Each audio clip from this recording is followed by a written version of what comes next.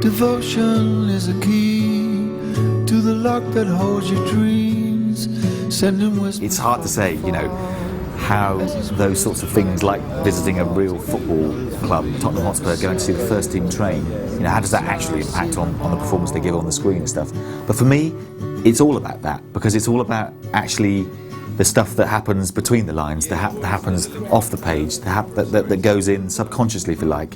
So for our cast to sit and watch a top Premier League team, the best footballers in the country, and how they train, how they behave, how they hold themselves, how they move, because that's what the Babes were the equivalents of at the time. It was fantastic to get to see behind the scenes at Tottenham. It was, but you were already aware that the resources that they can employ were far beyond what Manchester United had back then. Manchester United weren't a particularly wealthy club back then, which seems absurd now, and you know the multi-million international business that they are these days. But clearly, I suppose the principles are the same. It's still about getting out on the pitch and training and practicing and working hard. You could still see the banter of the lads. That helped to see. That was one thing, you know, that we tried getting in this, the bonds between the lads, and we saw that. Watching the banter on the training ground at Tottenham Hotspur was amazing. Like, I don't think you kind of expect that they're ordinary people who have laughs, and, you know, to decide who goes in the middle next, they play paper, rock, scissors and stuff like that. It was very, again, eye-opening, like the whole experience.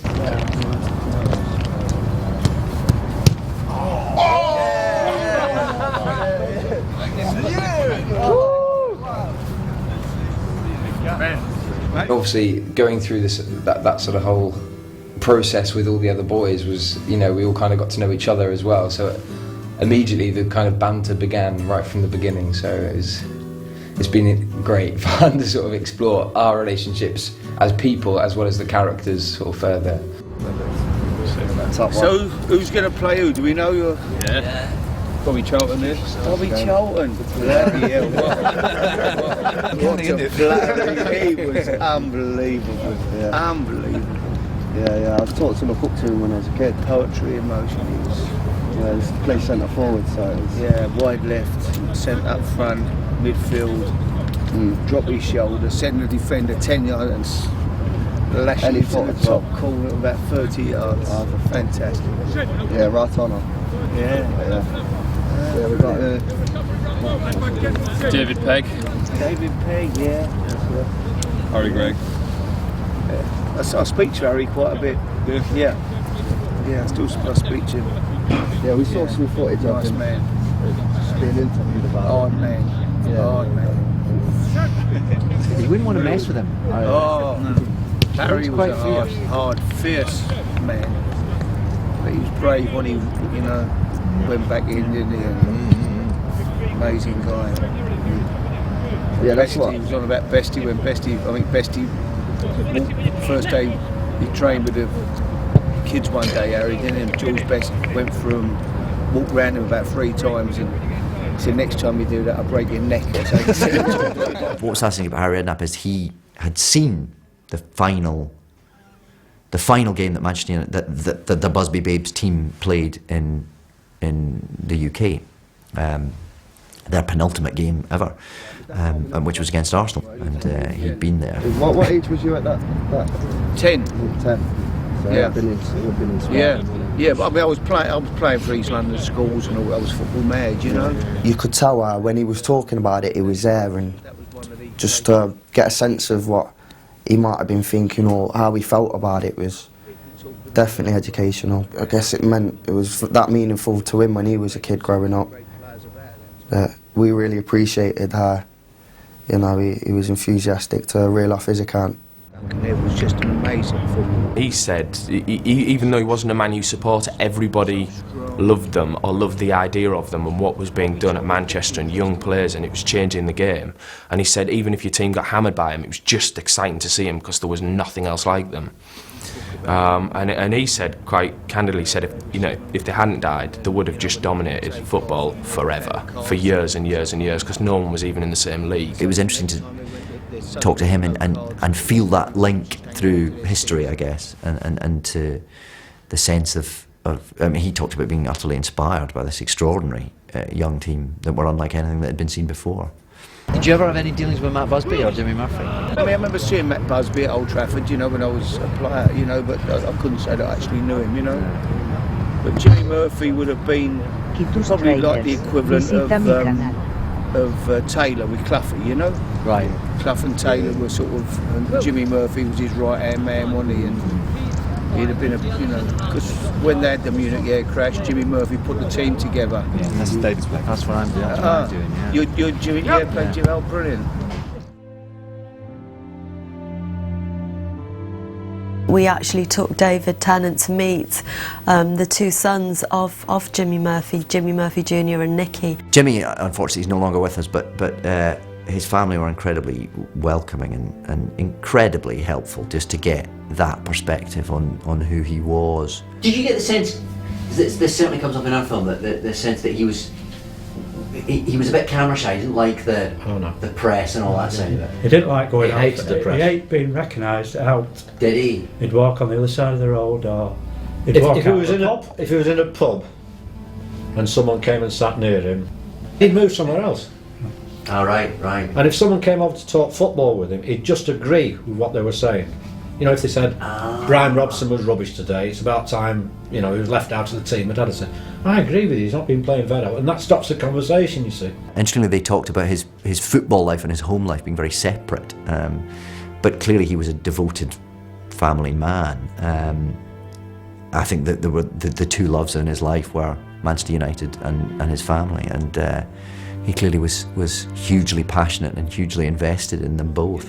And I suppose Manchester United was like a second family to him. That's the impression that I got from the way his family talked of him, with huge kind of love and admiration, but also a sense that they shared him with Manchester United, and I just got the sense of something terribly dignified from everything they said about him, the way he conducted himself and the warmth that they clearly all feel towards him, the huge pride, I think. When Matt was in hospital, was that quite, I mean, obviously it was a difficult situation anyway, but that having to sort of be the front man, was that quite tough for him? Was that something he...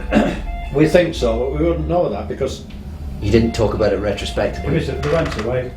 He took them to Norbreck in Blackpool. If ever you see my dad talking, he's always got this confident face on him. Or they were asking how Billy Fowkes and Harry Gregg would be before the first game, and Dad's going, oh, well, that'll be great. But when you see Bill Fowkes and Harry Gregg, you can see their eyes are dead. Yeah. When you see them in the changing room, and he's still photographs of them. But that was his job. He was a very holy man, you know, as well. Oh, very much so. Did he play the church organ? He did. He did, yeah, when he was a boy. And he used to go to St Joseph's Church a lot of times, didn't he? Yeah. In the mornings, early mass in the mornings. Right. And what was he called? Ted Dalton was a physio. And when Bobby came back, he was sort of nurtured it into playing again. He sat with him in the stand. And Ted Dalton was telling me that story. My dad, you know the crucifix on the cross? He wore that flat from St Prayers, and Ted Dalton tells a famous story. Hail Mary, full of grace, the Lord is with thee. I said out loud, kick that! Bloody Lord!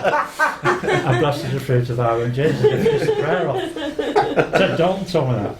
You know, amazing. So that was during a game? And he had the cross in his pocket. That could be just after Munich time. Cause After Munich. I had visions of my father after Munich, kneeling by his bed saying some prayers. Right. You know, without him knowing that someone was going past, because what was going through his mind? It was remarkable when you look back. Yeah. You can imagine now in this room, how many are there? There's 5 of you people, if 3 of you die on the way home tonight. Yeah. You know, it's... Can't imagine, can you? And he buried particularly Bert, going to Bert's funeral, who only went on the plane. He'd never flown with the team before, Bert. He went instead of Dad and he died. It must have been heartbreaking. Hey, well, I'm have an orange. Israel's finest, look at that. Plane's crashed. Shall we have a little drink while the cat's away? Jimmy and Nicky told us that that the way that their father found out about the crash, because of course communications were so much slower in those days, he came back to Old Trafford and his assistant Alma broke the news, and he'd actually come back from managing the Welsh side against Israel, and he'd brought back a tray of oranges for everybody at the club, for the players, and he remembers standing holding this tray of oranges and hearing this terrible, terrible, terrible news. And we just felt that that little detail is the kind of thing that you wouldn't make up. It's true, and it just is those throwaway moments that actually then take on such great significance. We've only got the one scene that we tells us when the boots come back. And he called them boots. That's right, yeah, exactly that. And there's a scene about and I'm playing your dad saying, "Oh, I don't know what we should do." And nobody says we want to clean them, and he says, "Go on." That's what the lads would have wanted. Obviously, from as an actor, then trying to represent him, you feel a huge responsibility, but also a terrible thrill to get to tell that story, because it's not been. I don't think Jimmy's story has been told enough. I don't think his part in this extraordinary, the extraordinary events, is well known enough, frankly. So I feel very chuffed to be able to do that. To take them all up to Manchester, up to the club, and on that tour of Old Trafford. And Old Trafford's changed enormously since the 50s, but the spirit of the club hasn't, I don't think. And actually to walk through the museum and see the real shirts and see the real programmes and the real tickets and the real pitch, if you like, and to feel the atmosphere, I think it added a level of authenticity, I hope, which we wanted to kind of feel that we'd given everybody, and again, that they were aware of the responsibility of what they were taking on. Going to Old Trafford itself and having a tour and being told how the layout of the ground was by a man who'd been there as a kid. Yeah, it was just like, it's the only way you're going to achieve something like that, I think, properly anyway. But then they got on the plane, tried it once more, and sadly he was one of the A2 down. It starts to bring it more to your heart, and you see the photographs, and you see the plaques that are up there, and the clock of the 1958 and the moment that everybody died, and stuff like that, and it becomes more poignant to you then. Just to kind of get a feel for the club, because it's such a massive club, do you know what I mean? Man United is probably the biggest team in the world, so to get that sense of that was really, really valuable. It was truly eye-opening, and to see the tunnel in which the actual players ran out of 50 years ago, I mean, was truly incredible. This is the oldest part. This is 100 years old. And the changing rooms were set back from here. They were set over here, actually. So the floor, there was no stairs, the floor came up and the walls came further out, and it levelled out and went across a bit of a corridor. And then you went into the changing rooms here. And this is what the babes came out of, the Busby Babes, your Duncan Edwardses, your Eddie Coleman's, your Matt Joneses. I've got a lot of memories of players coming out of here. Not from this side, but sat down on the other side. In terms of going through the actual tunnel and that, very nostalgic. Oh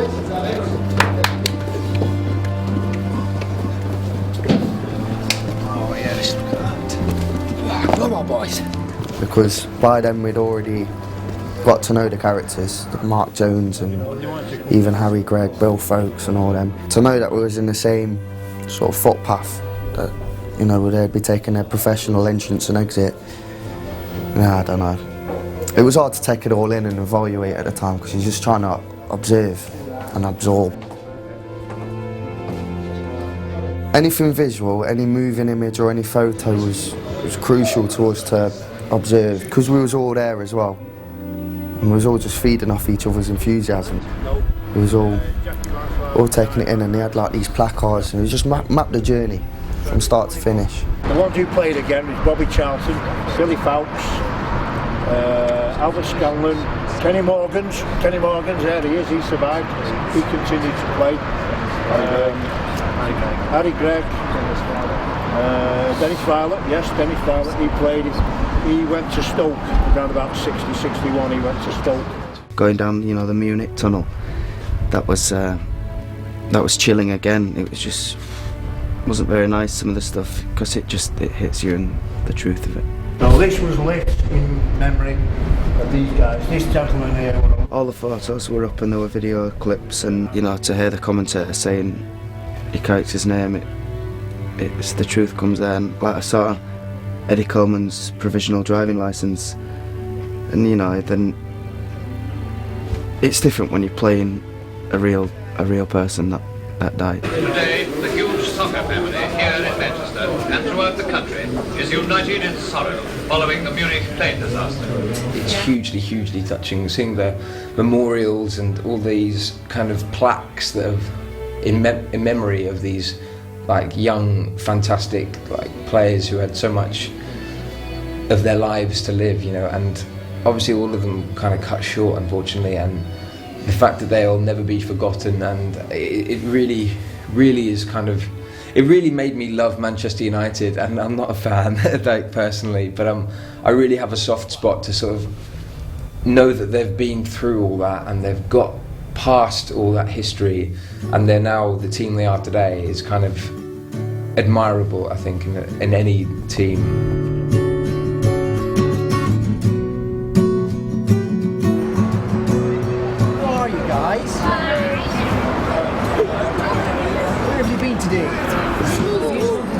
We played football a lot, you know, we did 5-a-side, 6 or 7-a-side, to make them feel like they, you know, when we played football they would call each other in their character names. So again, it just became more relaxed, more familiar, more kind of real, if you like.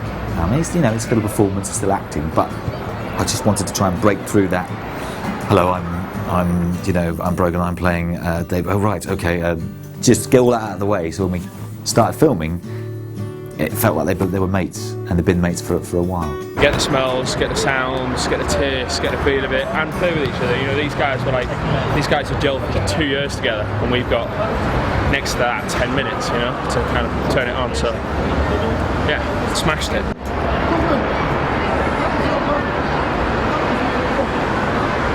I remember every time before a football match, I'd wake up. I was less lazy then, so I was up in the morning. I'd wake up and I'd get my socks on and that, and my dad would knock on, "You up for it, Jack?" Every morning without fail, that's what he'd say. And he used to train us as well, so he'd always be on the sideline getting it on. He used to play up front, and yeah, it was definitely like a long-term perspective. I couldn't really consider a lot else that I wanted to do at that time. I was only bloody, I think I started at 10, gave up when I was about 15, but I had to train again because it's not like riding a bike, especially with your fitness as well. Soon buggers off, that does, doesn't it? My new preferred position is this. So I was more than happy to get the boots back on and all that, and I carried on playing ever since as well, kept it up. But yeah, if Carlisle United would like to sign me, I'm looking for a part-time job. I'll make a cracking substitute. I haven't played in goal before, so it was good to kind of get experience with just getting balls kicked at me. But I think everyone bonding together was kind of what we took most away from it. But when we got to the actual filming, playing in a goalkeeper in a full-size net was a lot different than a 5-a-side pitch. Oh God, I've never played football before, ever. Since, you know, school a little bit, and that was terrifying for me, as you witnessed by the rivulets of sweat running through my hair. Tom House, I mean, he was the only thespian on set. Mr. Pantomime. The last gig was horses and learning to train with horses. Now it's football. If there's any stunts or anything like that, it's always me. But you know, I'm up for a challenge, and it's been really, really good. But it's the hardest work you can ever do as an actor. This. I really hope there's no football footage of him that makes the final cut, because that would just blow our cover. I think I've realised I'm not as fit as I was when I was 16. Due to many reasons. I played every night when I was a kid, and now all of a sudden I don't. I act, you know, and there's a lot less time in my life for a kickabout with my mates. But I mean, to have that experience and that opportunity to go and play and kick about with the boys on set, it was, yeah, enjoyable. And a very interesting experience to sort of see all of us out of breath after about 10 minutes. It takes a lot more fitness than I thought, but no, it's hard work, but like we all get on. I think we all get on. I don't know what they say about me behind my back. Yeah, like I think I'd like to do it a bit more. I'd like, I want to make time for it again. Really, it was a big part of my life, and it's been a shame to sort of have to let that go. But yeah, it's been such a long time. It's been too long. Yeah, I feel a big part of my heart has gone and left me. But I'll get back to it. I promise. It's my New Year's resolution. Put it on then. Or are you going to stand there all afternoon? With the accent as well. Anyone in from the beautiful black country? He's from a place called Dudley. I'm from Norfolk, like the opposite end of the world. Like, hi, right boy, like to Dudley. It's very difficult, I tell you. I've had a real struggle. So I'm sorry if I offend anyone from the West Midlands. I really apologise. I've tried, and I tried again. Yeah. And then I might just get somebody else in to read all my lines. I think that's what I do personally. The North East! Beautiful! New edition from the North East! For me being a lot further south from them, and, you know what I mean, decades on, it was hard to nail, or to be sure that I was going to nail the actual dialect and not slip into Geordie or just sound like a Derby man trying to imitate. That was the biggest challenge, I mean, was to try and fall into that rhythm of speaking with that northern twang. 2 goals on your debut, I'd call that 2-0. No, that was you. Everything you've told I wasn't out there. No, really. Take your credit. Enough people will be modest for you. Go and get showered. Go on. I'd been in Wales a lot in recent years. I've worked there for about 4 or 5 years. So I suppose, you know, I have a starting point, and then I work with Jill McCulloch, who's a fantastic dialect coach, and I've just sort of given it my best shot. I apologise to anyone who's offended, but it's, you know, I've given it my best shot. Me and Jimmy here, we're men of grass and boots and beauty. I get intimidated by everything that I do. It doesn't matter what it is. Before I do any project, I'm like, am I any good? Can I do this? You know, can I speak? Action. When you play people like that, you know, you are aware of, you know, the fact that he's so famous, and but yeah, there's not a huge amount of footage of Matt Busby, but the bits, what is available, I watched all of it, and you know, you just have to, you want to capture the heart of the person, you know, who they are essentially, and you know, they thought that I could bring something to it, and I, as ever, didn't know what they were talking about. When he first turned up, he did this voice, which is just it was just Matt Busby's voice, came sort of growling out of him, which is, because when you hear some of the footage back of Matt Busby, it's very distinctive and very, this extraordinary kind of growling timbre that he had, and Dougree's got that down to a T. Actually reminded me a bit of the way my father used to speak as well. I mean, my father's from Glasgow, and he had quite a very cultured voice as well, as Matt Busby did, so, you know, there was a lot of stuff there that I just drew me to doing it. I think he's a fantastic choice, and a huge football aficionado. He knows everything. So he's a great resource as well for any football trivia that you need to clear up. He's an absolute mad Hibernian fan and knows some of the freakiest facts. That's a little bit sad, really. He's quite an anorak. I'm a bit of an anorak when it comes to Hibs, yeah. Well, I mean, Hibs are my team. I mean, I kind of know it by osmosis. I don't sit down and study it. He will be able to tell you the last time they won the Scottish Cup, which I can now tell you is 1902. No, he's a terror. No, he's lovely. Yes, my boys. I bet everyone's done that impression, haven't they? My boys, as he kept referring, my boys. I think he's the person who's had the most impressions done of him, just because he always does that, my boys. He says there's no fun in the game anymore. He says people don't laugh. He does the best impression of himself in that character. Can I have my lunch now? It's inconceivable, really, that a bunch of the nation's greatest, youngest, most dynamic, most celebrated sportsmen should all be wiped out in an instant. Really on the brink of their potential being realised. I mean, it wasn't just the players, it was, you know, journalists as well, and members of staff from Man United Football Club, and the families that were left behind. Children that would never see their fathers, you know, and it was huge, it was massive at the time, and it touched the hearts of many people throughout the world, you know. The story's always been part of, you know, my life anyway, for as long as I can remember, and we've always heard about what happened, and it's nice to kind of get part of the first proper recreation of it. You're just kids. How can you win like that when you're just kids? There is a romance about the story, and I'm sure that's kind of through rose-tinted glasses, but it just sounds like these guys, this team, was just something new. Like, nobody'd seen anything like it. And then this happened, and I had no idea just how much of an effect it had, you know, all over the country and all over the world.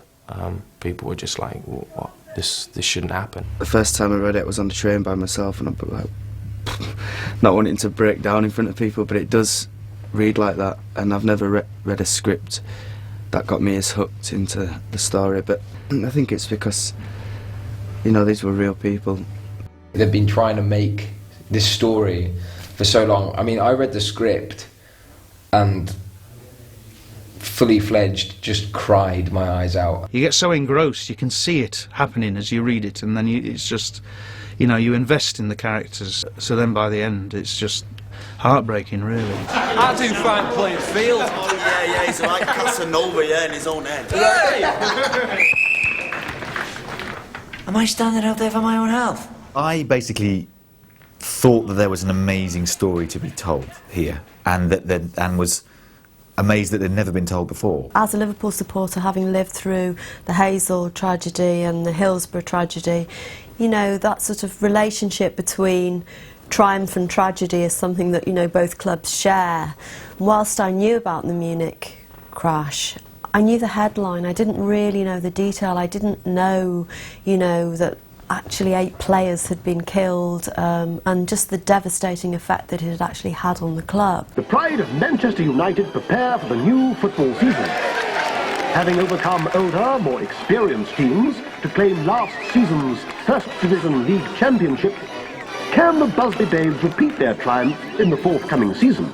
The biggest story for me was this incredible team that Busby had built at Manchester United, and how they had revolutionised football in the post-war era, and with this completely new and amazing team who were young and athletic and had been performing in ways which no one had believed was possible. And Busby had changed the way football was being coached and was being done, really. And they were this incredible team who were on the verge of being perhaps the most successful football team of all time, you know, then. And then how this incredible tragedy cut this team apart and nearly just destroyed them. But what I didn't realise, and then when we looked into the story, was the incredible efforts of mainly people like Jimmy Murphy in keeping Manchester United alive, really, and how close Man United as a club came to not carrying on in the way that we kind of knew them as a football club, and that how devastated the club and obviously the team were, and just how difficult it was for Murphy in those days and weeks following the crash to survive, you know, to get a team together to ensure that Manchester United would survive in the face of this terrible tragedy. We're in the semis and Wales is in the World Cup. Who'd have thought it all in one day? Not in my lifetime. Alma? The plane's crashed. What I like about the fact that we're telling this story is I think we can perhaps sing the story of Jimmy Murphy that's in a way that's never quite been sung before, which is partly, one discovers, because Jimmy didn't want to sing that story himself. Did you never want to be a manager? No, I'm not so good at tugging my forelock, dealing with the board. No. Mr. Busby, he's the diplomat. He was happy on a football pitch. He was happy training particularly young people and finding the football stars of the future and nurturing them and bringing them through, and that was clearly he was incredibly gifted at. Matt Busby said that Jimmy Murphy was the most important signing he ever made at Manchester United, and But I didn't realise what Jimmy did after the crash. That really, if Jimmy hadn't done what he had done, Manchester United, it's very unlikely it would have survived in the way that it did. It's certainly inconceivable that it would have got to a cup final. Come on, you call that running? My granny can do better than you lot. She's been dead 20 years. Certainly from everything you read and then from meeting his family, you just get this sense of this very driven, very warm, very humble man. So those are the things you try and, and clearly brilliant. A teacher, and football was a life vocation for him. And you find out all sorts of extraordinary things, like after what happened, post the crash and everything that he achieved, he then got offered the most extraordinary jobs in world football.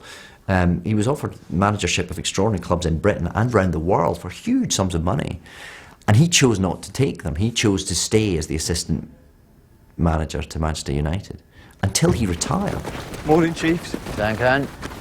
So, are you ready to face a mate of the Football League? My father was a footballer, He played for Queen's Park before the war, and, I have a big connection to football. I'm a huge fan, love the game. No footballers, follow it, and, it's part of my life. Dougray's very close to what Busby was in age terms and stuff. Dougray's a Hollywood movie star, so sort of it was like, we'll never do it, and then it's like, well, let's try. And actually, when we realised he was such a football fan, for perhaps from all of the cast, he was the most aware of the responsibility of playing the real person, because he knows exactly what Matt Busby means to Manchester United and to British football. I was aware of who Matt Busby was, what he'd done, what happened in '58 with the Busby Babes.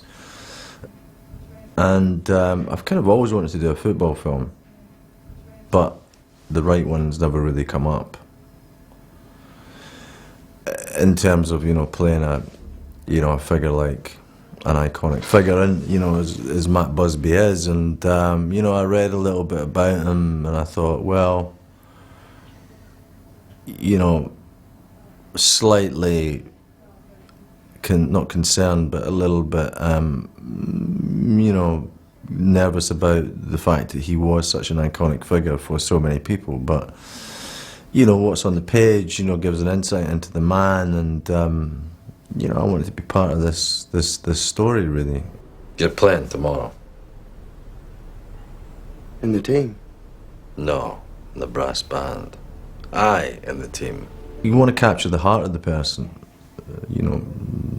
who they are, essentially, and But I've certainly enjoyed the preparation and the filming of it as well, because it's such an extraordinary story, especially what happened after the plane crash as well. How he wanted to die, as he says many times, quite candidly and openly, and he didn't want to live. He felt such guilt, because he'd organised the plane and everything, and he felt very much responsible for his young boys that he'd nurtured and brought up, and it was like a real family atmosphere. And then tragedy struck, and it was tough for someone to come to terms with, and yet he found the strength within himself to carry on and go back and build this side that then eventually culminated in the 1968 team that won the European Cup, first British team to win the European Cup, which was a phenomenal achievement considering what had happened in '58. How's he doing? Top scorer in the Altrincham League. Last match was 12-0. Bobby scored the majority. And he's here every morning? An hour earlier than the rest, days an hour later. They were always together at the club. I mean, the thing is that, when they weren't at the club, they were at home, but they weren't not at the club very often. You'd heard them giving a speech during the war about football, which kind of impressed him. And he played against them as well before that, but after he heard them speak, he decided that he wanted him as his right-hand man. They're very different. He was very fiery and Welsh, and he could go in and, be part of the boys.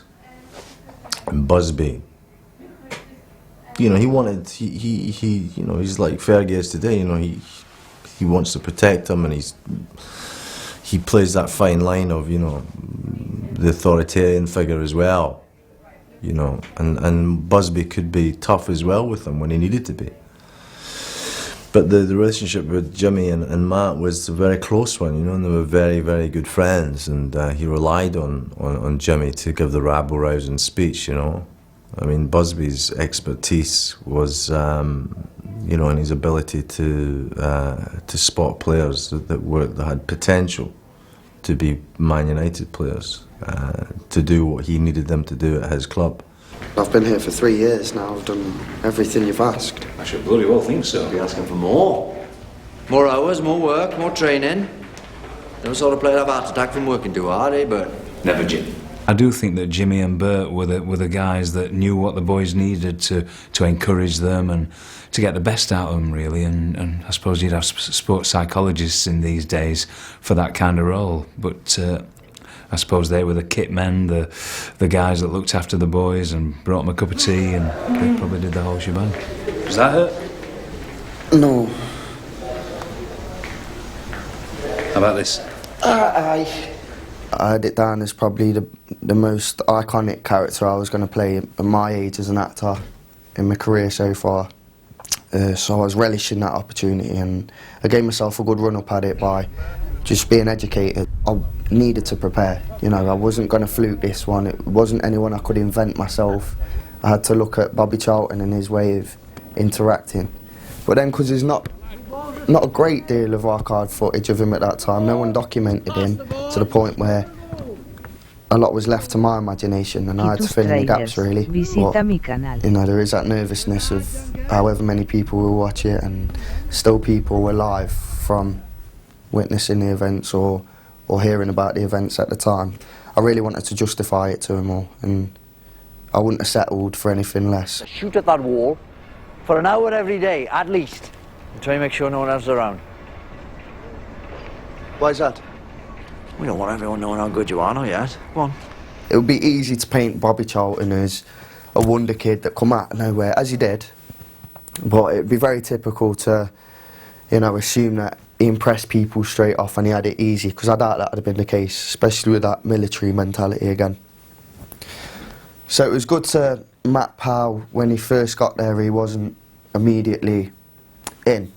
You know, he's shown potential when that got the interest of everyone else, but he still had to work for his place and earn it. I was really adamant on making that look like a journey in itself. I can't think of two actors, you know, who could ever play those two people again, and who could only ever play those two people at this moment in their lives. And so it's all the way these things kind of combine and stuff. They just, with the right age, at the right time of their careers, and they were just perfect. And you know, the second both of them came in, you're like, well, there's Duncan Edwards and well, there's Bobby Charlton. You know, it's kind of just, they just had to, that sort of magic had to happen almost in a way with those two particularly. It's a struggle to get in the team, it's a struggle to stay in. But if you don't have the guts to fight for that for the next 15 years of your life, you best get back on the train home.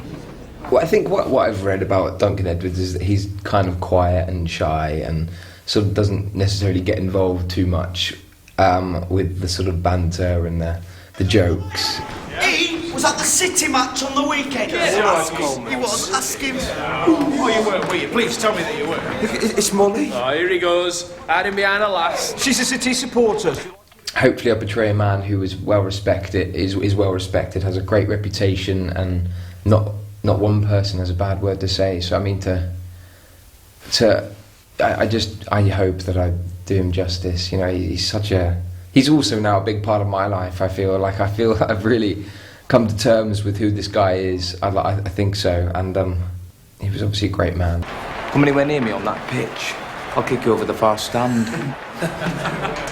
All right, Chief. We gave every single actor a research pack on their person, so that they had as much information to, you know, do with as they wished, and to take as much as they felt was useful, but to have that, to know what the real person did and the nuances the real person had, and you know, David Pegg was kind of very fastidious about the way he looked, and he dressed in a very sharp way, and you know, he's always his hairstyle was very kind of trendy for the time and stuff. So again, the way that, you know, Brogan took that and his little things he's always in hair, and he, you know, he kind of grabbed that. And Mark Jones was a slightly sort of older than the others, so, and he kept pigeons, and he smoked a pipe and was slightly more kind of, you know, old-fashioned than the other boys, and again, Thomas really looked into kind of the real Mark Jones. He was, you know, really broad-shouldered, big built, and really hard tackler, and he had no interest in the glory, which I thought was nice. You know, he didn't sort of run it had to be him that scored a goal. He was quite happy to block anything coming and just pass it to Duncan or whoever, and they would hoof it up the field. Have we got Barnsley? And as a person, very mild-mannered. They call him the gentle giant, which I like. And only 24, but he always had this pipe, so kind of old before his time. The winger, David Peck. In terms of the team, he was like, when he played on left wing, he was left-footed, but he was like the Fonz of the team. He loved American fashion, hence the do, and he was one of the first to own a car. And when he got his car, Tommy Taylor and Bobby Charlton both went and bought the same car but in different colours, and they used to park them outside Old Trafford, one behind the other. I do find playing field. Yeah, he's like Casanova, yeah, in his own head. He was one of the only ones in the team who didn't really have a long-term partner, girlfriend. He was quite known to be a bit of a ladies' man, him and Eddie Coleman. Well, all them shoes folk had put outside were for shining. He was going up the corridor swapping them. Till he realised one pair belonged to the boss. Yeah, spent the rest of the night trying to work out what had nicked and from where, and putting them back again. I'm exhausted. Eddie was such a, like, exuberant, bubbly guy. A practical joker. Probably rather more than a one-liner sort of guy. A bit sarcastic, and I liked it. It was fun to do that with the guys because they sometimes didn't know what I was going to do, but that's what we wanted to get. You know, we improvised a lot of our way around starts of scenes, and I sort of had the free rein then to become this joker sort of guy. His nickname was Snake Kips because of his he had like a trademark body swerve, and I read a few times, and I spoke to this guy at Old Trafford actually, that he'd go one way and the crowd would go with him, and then he'd be gone and the crowd was still looking one way because he just had this, and that was quite new in the game then. Keepers! He was a bit older, so he was 26 when the crash happened, and the rest of them were kind of young lads, like 19, 20. So I think he kind of kept himself to himself a little bit, whereas the guys had all kind of bonded from a young age. He kind of came in, and being the kind of goalkeeper he was as well, he was just a bit of, he did things his way. Don't care what went on here before. As I say within these white lines, I'll kick your arses from here to Tuesday. There's a line in it, he says, you know, I'm well enough off for friends, I'm not here to join a social club. And it kind of sums him up. He was there for the football.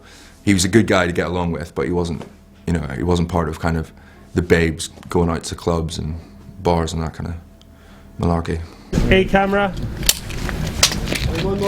When I started thinking about how I was going to put the costumes together, a very muted colour palette, there only really be, the red would be the red of Manchester United or the red of the blood, so it was quite symbolic and it was quite soft and subtle, apart from that quite hard, abrupt red that you get in the Manchester United football kit. What, lads, you haven't come in for nothing? Come on! It's very well documented. They were an incredibly important part of British football history. We just drew up some designs, got some photo reference, and had a factory make it all actually, and the training kits. We just sourcing original type of materials, much more heavy weight than you're used to in modern sportswear. The socks had to be knitted in a foot size, whereas today you just buy a sock and it's got stretch in it, a wool sock, and they're murder to wash and dry, and we can't shrink them, otherwise they won't fit anybody. So it's a bit, they've been a bit grubby, the socks. Did they say it were Munich or Siberia, lads? For you, Tommy, the European Cup is over. Oi, remember what country we're in now? I had a huge Bible of photographs. I'd built up each character. I come and I love you for that. And built up scenarios scene by scene, so the story unfolded. So there were things there that they saw in other characters that informed how their character had been. So Bobby Charlton, for example, was very friendly with David Pegg and Eddie Coleman, and they were three younger, cooler characters that are a bit... that one book suggests that they shared digs and they shared clothes and they just picked up whatever was clean off the floor. So there was just lots of interesting bits of information, little tidbits that you feed in, because although we're not making a documentary, we want to take real information and use that as a reference. Obviously Busby's an iconic figure, so but it's the hat. It's the hat and the overcoat. He didn't, although we have seen photographs of him in training gear, really his character was clearly management. I mean, he had such a modern view of health and fitness and football training. It was such a modernist approach that was quite exciting to look at the man behind that and see how he and Jimmy Murphy worked. But that, we kept him very much as management, and we kept Jimmy Murphy much more the man on the pitch, the man on the training field. There's the joiners, the dockers, the millers, nothing in common until they're here. We just felt it was sort of a kind of pointless to try and recreate Old Trafford on match day in there with 90,000 people and a football match. It was just, it's been done before, it's been tried before, and it's kind of, unless you've got millions of dollars, and even then, I don't think it's actually that effective, and it's not really what it's about. So it's a kind of, it's giving scale, but also giving an emotional scale to what you're doing, and being, seeing Old Trafford empty and talking about when it's full, I think was just as effective as seeing it on match day when there's kind of, thousands of people in there. And also, our actors were never going to be as good of footballers as the real footballers, so we again made a conscious decision not to show any football. Duncan Edwards pressing forward again. Charlton are really on the back foot here. So it's the emotional stories at those points. And also there's real footage of the Babes. People can see the real people playing football. We're never going to be able to do that, so we didn't even try. Over to Charlton, who shoots again, and it's a goal! He's scored again! So the football match is told through the commentary, and you hear the sound of the game, but we never leave the changing rooms, which was, some people might feel it's a cop-out, but I think it's better that than to kind of do it in a bad way. And I didn't want to do anything in this film badly. If we couldn't do it, then we didn't do it. I can barely stand on my right foot, don't I? How am I going to play? At the beginning of the film, when the Babes are full of energy, full of life, it's a much more colourful story, it's a much more colourful frame, it's a much more kind of vibrant life. It literally, the colour and the life of the boys and their skin tones is very kind of clear and evident, and the red of Manchester United and the players and the team and the strip kind of really comes out at you. As you get through towards the crash and what happens there, you feel the colour subtly sort of drain away, and as sort of the getting to kind of the crash itself and the aftermath, whereby you've kind of almost drained the red certainly from the picture completely, and it's much more cold, much more blue, much more blacks and whites, and it's again to feel that story of the life has literally left the team and left the film, and again that carries on into the hospital, which is a very clinical environment anyway, but it's again a very muted palette because life has has left the story. These incredible life forces have gone. It's only when Bobby and Jimmy begin to get the things going again and get the team back together that life begins to return to Manchester United, and then life and colour begins to return to the team, if you like. And it's never quite as colourful as it was at the beginning, but the red, if you like, returns. And so by the time we get to Wembley, the red, and seeing the boys again, the red is back to kind of what it was at the beginning. Private plane, this is how movie stars live, lads. When we did the read-through, nearly everybody who dies in the crash threw away the second half of the script.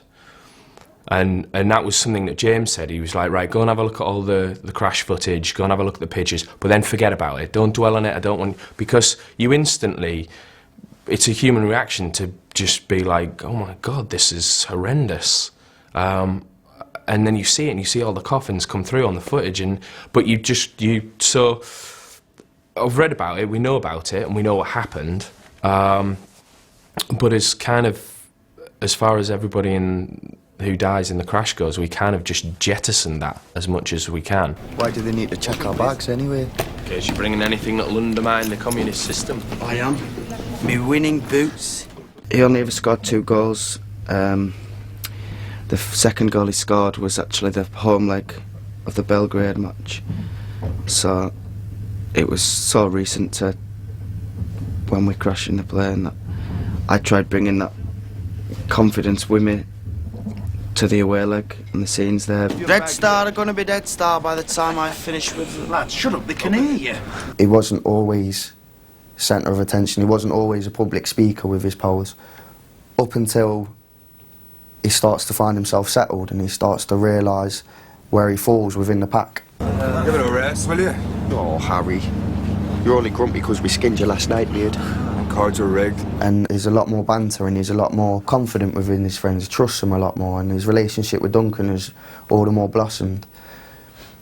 So I wanted to show that, just so when, by the time it, you know, the plane hits the tarmac, from then onwards, that confidence that we've seen build, see that journey and then see that get shattered, then that becomes a bigger rebuilding process.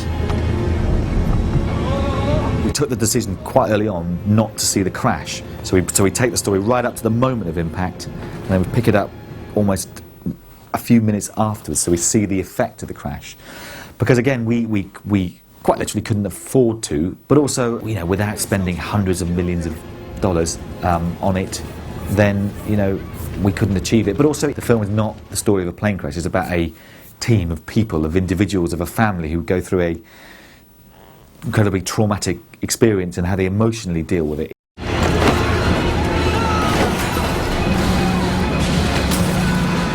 We all know what it's like to be on a plane, so therefore to be on a plane is in trouble. Well, gosh, that's terrifying enough without actually seeing, you know, the trauma of the plane coming apart. So we took that decision to kind of do that, and again Chris wrote it brilliantly, and we could then put our resources into kind of the aftermath, which is a much more, I think, kind of affecting experience, because you see this landscape where we can again combine real elements of the set. We can build an incredible chunk of this plane which just looks amazing and filled with debris, and we had special effects and fire and wind and snow and real snow and extras and the makeup and the, you know, so there's a huge real element which is just enhanced in a few shots by the CGI elements, just to sort of build the whole plane, and then you kind of hopefully can go with it and buy into it. At the time there was a lot of snow on the ground, hence the accident, blizzards, snow everywhere, but of course we can't actually do that for real, so we have to do a lot of that in post. We have snow machines and some snow on the ground here, but the scale of the environment means that we have to extend out. Also, the aftermath of the crash is that we can't build a real plane crash, so we have to do all that, most of that in post. The art department have done a fantastic job of doing some of the crash interior and some of the debris on the runway, but for a lot of it we need to do the extensions for the nose cone and the cockpit and some of the more complicated aspects of the crash. The camera, and action! Because we'd all prepared for it and we knew how we felt about it, and I guess we had talked about it, but we hadn't overdone it or nothing, you know. We'd left a lot to our own thinking and how we'd find it. But by the time, you know, the flames are up and all the makeup and whatnot, and you had actual amputees in, you know, they're walking around, and I mean, that must have been traumatising for them, very reminiscent, you know, with all the makeup again. You just, it was hard for me to zone out at any point. It was hard for me not to fully feel like there was any reality there. It really made just the job at hand easier, because you just can't believe it. You can't put yourself properly in that situation. Even when you're in that situation, you don't know how you're going to act yourself.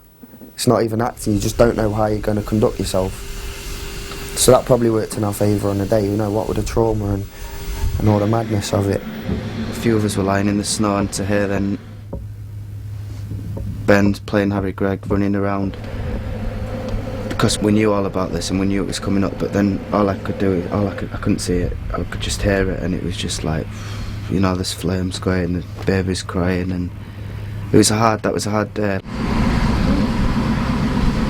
After the crash, I think Harry's the one who kind of dusts himself off the quickest and kind of said, right, this has happened, we need to get back, we'll do the funerals, and then we need to get back to football, because that's what they would have wanted. Do you know what I mean? He was very kind of matter of fact about it. Not cold, but he just knew. He was like, this has happened, big tragedy, let's move on. Why did this happen to us?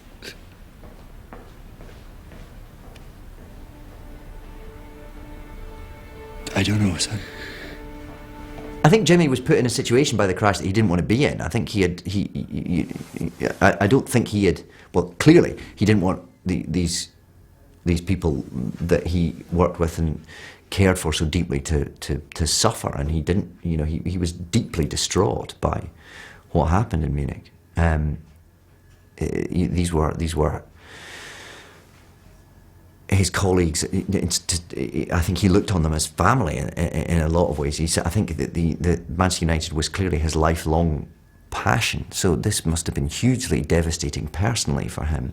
And then to find himself in a situation which he didn't crave, to be manager and to be solely responsible for keeping this team going, when he must have felt like he just wanted to grieve. To fight the very human impulse to chuck it all in must have been is hugely impressive, I think. And the fact that he met that challenge, and not only did he keep the team going, but he made the team extraordinarily successful against all the odds, playing with a scratch team pulled together from favours here and a couple of members of the youth team there, and some of the guys coming back from Munich, although very few. So he pulled this team together out of thin air, and they made it to the final, the cup final that year. It's kind of extraordinary. It's kind of, and all the time he must have been struggling with the trauma of what happened, and this huge loss. But I think he had a humility and a sense of responsibility and a need to heal, I think. This is your moment, lads. Show me if you're ready. It was always going to be a challenge to make a feature film on a relatively low budget in 4 weeks. What we weren't reckoning on was perhaps the worst weather in 100 years. So on day 3 of our 24 days it started snowing, and it really didn't stop except for 3 days when we were shooting on the runway and could have quite done with some snow when it thawed. So actually we had to then get the snow machines in to cover these areas which literally 2 days before had been completely covered in snow for the month before. So that was the sort of, yeah, of course it's gone. Of course it's gone. Old Trafford. This pitch sits in the middle of the largest industrial estate in the country. Over there, that's where the cotton boys stand. There's the joiners, the dockers. You know, and then you go into Carlisle United to film Bobby and Jimmy standing in the middle of the pitch talking, and it's going to be changed by CGI and all that stuff, but the pitch is completely white. So, you know, you look at the rushes of the actual plates that we shot, and it's, you know, so therefore now the CGI team has not only got to replace the ground, they've got to replace everything. The football pitch, there's nothing. So we ended up, you know, that was amazing. We luckily found, I was walking around the ground, I found an AstroTurf pitch where the Carlisle United train when it's bad weather. So we shot Jimmy and Bobby on AstroTurf. So they're kind of surrounded by something green. And then we put then we had to shoot the actual kind of, you know, dialogue on the pitch, and it was -15. So it was kind of, that's cold, man. That's really, really cold. And we're all in, you know, 16 layers and puffer jackets and thermals and stuff, and Jack O'Connell's in his shorts and David's in a tracksuit, and so, you know, that's when you earn your money. I think the worst day was the football training we did, and we'd had 15 blokes over the whole weekend before clearing the pitch, and then it was snowing, they clear it again, and it snowed, and on the Monday morning we'd cleared about a penalty area, you know, enough. But and I was sort of like, oh, it's impossible, we can't do it, can't. And Julie was like, we have to film. Oh, I was grumpy, and all right then. So we filmed it, and it's, you know, then of course it turned into a mud bath within an hour. So everybody's freezing, and then they're covered in mud, which then freezes. So it was just brutal. We were hearing on Radio 4 every morning, you know, if your journey isn't really necessary, don't travel. And I kept hoping people would realise that their journeys were really necessary because we were making something that we all cared deeply about.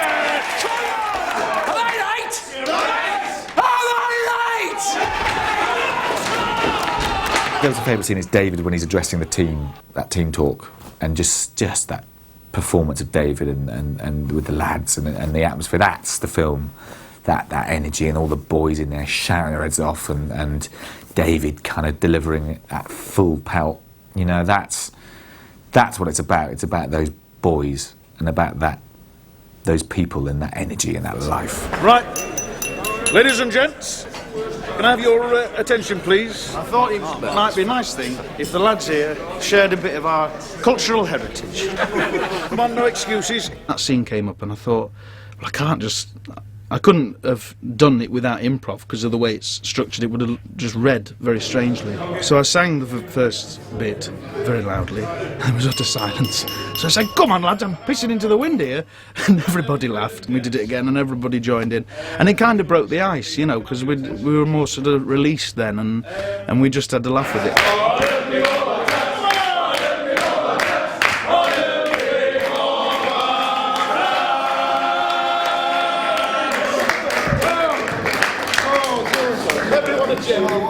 There was one scene we had to go to a dance hall, and you know we did a few dance lessons beforehand, and I had a laugh like between us boys. We're like, this is so weird.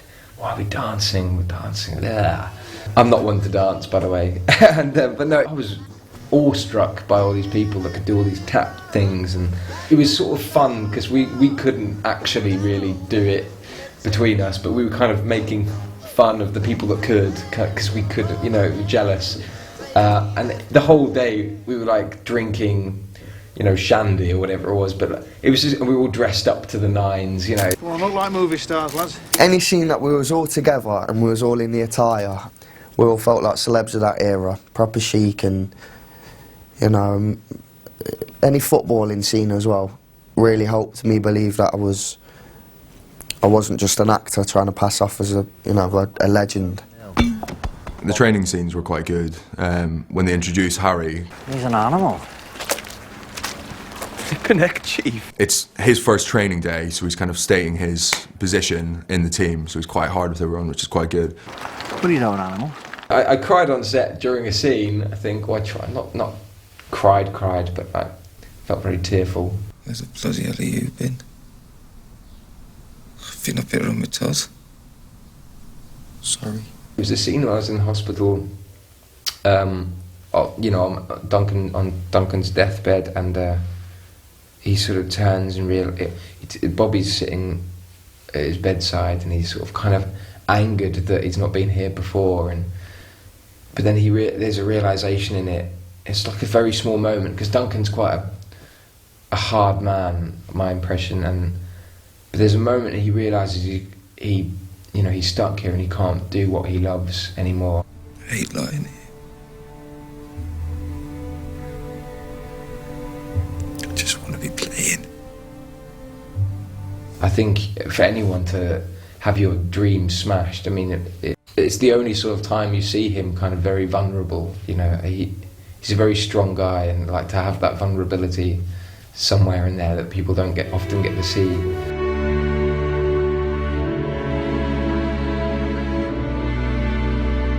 When we re-glimpse them at the end, that gets everybody, because it's just about remembering who they were and how wonderful they are, and you kind of look back then and go, oh, gosh, I miss them and they're amazing. Since we've been making this, somebody said that Manchester United before the crash belonged to Manchester. Manchester United after the crash belonged to the world. And I think that's the point of it all. And when they're, you know, within the film, they're getting letters upon letters and kids are sending their spending money, you know, for the players and their families and things like that. You just realise how it touched everybody around the world. Oh, lad. It's extraordinary. You go to Africa and there's people wearing Manchester United shirts. And India, they're all over the world. And I get the sense that the events of 1958 were the beginnings of that, because what Manchester United achieved was so titanic, actually, and the way they conducted themselves and the way they struggled back with such kind of dignity and such fight, I think has inspired an international love for the team. And that is due in no small part to what Jimmy did, because I think without Jimmy Murphy that would never have happened in the way that it did, if at all. It's an incredible story of, you know, the loss of innocence, but the birth of, you know, a new generation, and out of, you know, as they say in the film, you know, the phoenix rising from the ashes. It sounds like a cliche, but it's an extraordinary story, really about what happens afterwards. Is what happened was the extraordinary thing, really, you know, the success of the team just 10 years later after the crash. It's been an incredibly special project from the beginning to the end, and everybody's been on it has said, gosh, this feels like something special. I want to be involved in it. I want to do a really good job because it matters. It matters to the people, the real people who are involved, and that's what we try to do.